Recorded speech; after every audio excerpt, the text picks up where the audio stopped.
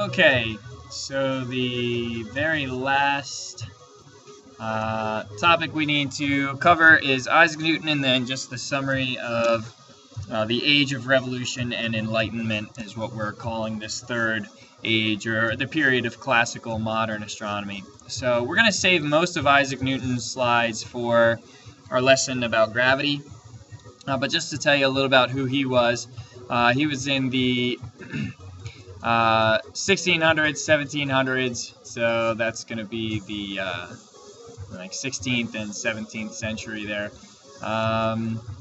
He was into a lot of different things: physics, astronomy, physical mechanics, theology, which is kind of like religion and spirituality, mathematics, of course, invented calculus, natural philosophy, anatomy, alchemy, which a lot of people don't know what it is anymore, but alchemy is it's a pseudoscience of trying to figure out how to turn base metals into precious metals, so turning tin into gold or aluminum into platinum, things of that nature. Biblical prophecy: he made his own predictions for the end of the world according to the book of Daniel and Revelation, and spent a good portion of his life trying to decode the Bible and teaching. He was a professor at Cambridge for a long time. He was heavily withdrawn, not very social, completed a lot of his famous works before he was even 30.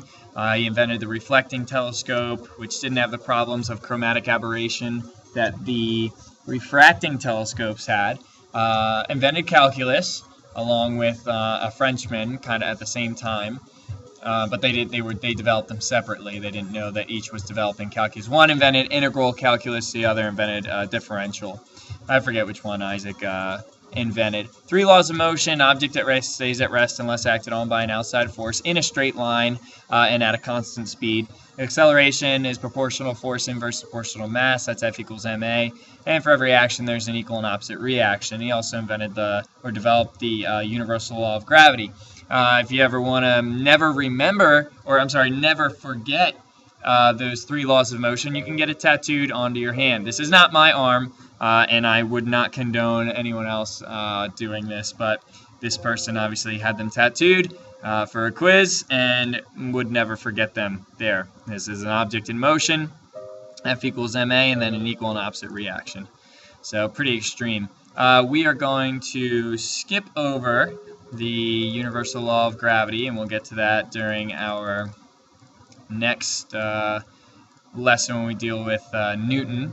But he was the one who could finally explain why the planets orbit the way they do. With Johannes Kepler, we knew how the planets orbit in the elliptical orbits, and we knew the distance was related to the period and all of that. But we still didn't know really why they did this. Gravity hadn't been kind of discovered. I mean, it's discovered. Anytime you fall on your face, you're discovering gravity.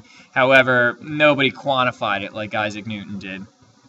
Could define gravity, couldn't measure it, but it could measure and observe its effects. He quantified it as the force of gravity, and Newton's understandings really allowed us to get into space, which is a big deal, and they're the underpinning of all of our classical mechanics and physics that we teach all you guys.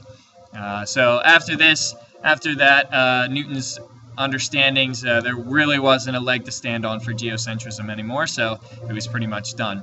Now, the summary of the Age of Revolution of Enlightenment: we obviously had a greater advancement in technology, which led to more accurate observations. The observations made with the telescope were groundbreaking, and of course they supported the heliocentric model. It was basically the end of geocentrism. Mathematically based models laws are supported by observations and keep gaining evidence, and then we eventually call them theories, and then they end up as laws. Better understanding of dimensions and distances. We were starting to nail down the dimensions of our nearby universe, and then we branched out as William Herschel and Edwin Hubble came along. Those guys and girls too.